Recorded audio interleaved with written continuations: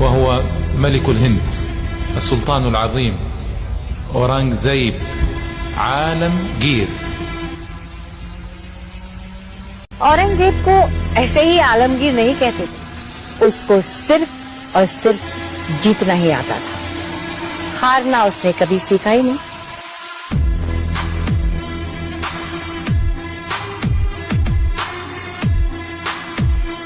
وہ دن رات ہندوستان پر مغلیہ پرچم لہرانے کے جنون میں لگا رہتا تھا. وہ طوفان کی طرح اٹھا اور بہت جلد اس نے ہندوستان کے وسیع و عریض سرزمین پر اپنا شوکت و جلال قائم کر لیا.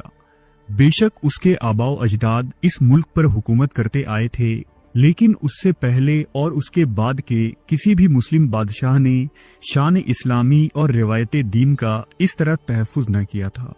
ہر طرح کی عیش و آرام سے بے پرواہ ہو کر وہ اپنی پوری زندگی اسلام کے جھنڈے کو ہند کی سرزمین کے ہر گوشے میں بلند کرنے پر کوشاں رہا.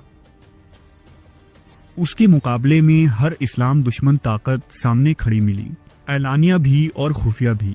اس کے بجائے کوئی اور ہوتا تو ہار مان لیتا، لیکن وہ عالمگیر تھا. وہ مسلسل 50 سالوں تک ہر دشمن قوتوں کا بہادری کے ساتھ مقابلہ کرتا رہا اور بالآخر انہیں شکست دے کر ہی اس نے دم لیا. سچ تو یہ ہے کہ وہ اسلام کی ترکش کا آخری تیر تھا. دراصل مغلوں کا عہد حکومت اسلامی ہندوستان کی تاریخ کا سب سے سنہرا دور مانا گیا ہے، جس کی بنیاد 15ویں صدی میں امیر تیمور کی نسل سے ایک بہادر شہزادے ظہیر الدین محمد بابر نے رکھی تھی. اورنگزیب عالمگیر بابر کے چھٹے پشت میں تھے. اورنگزیب کی پیدائش بادشاہ شاہجہاں کے ہاں مالوا میں سال 1618 عیسوی میں ہوئی. ابتدائی دنوں میں اورنگزیب نے بڑے بڑے علماء اور صوفیہ سے علم سیکھے اور بہت ہی جلد تفسیر، حدیث اور فقہ میں مہارت حاصل کر لی.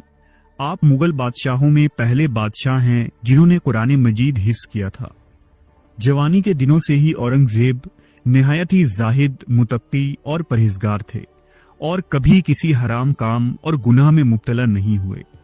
آپ کو عربی، فارسی، ترکی اور ہندی زبان میں مکمل مہارت حاصل تھی.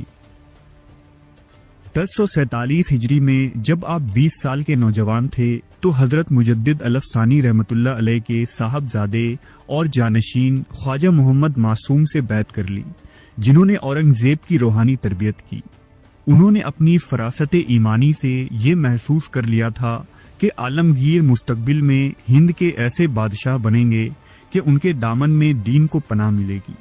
اس لیے انہوں نے آپ کو شہزادہ دین پناہ کا لقب دیا.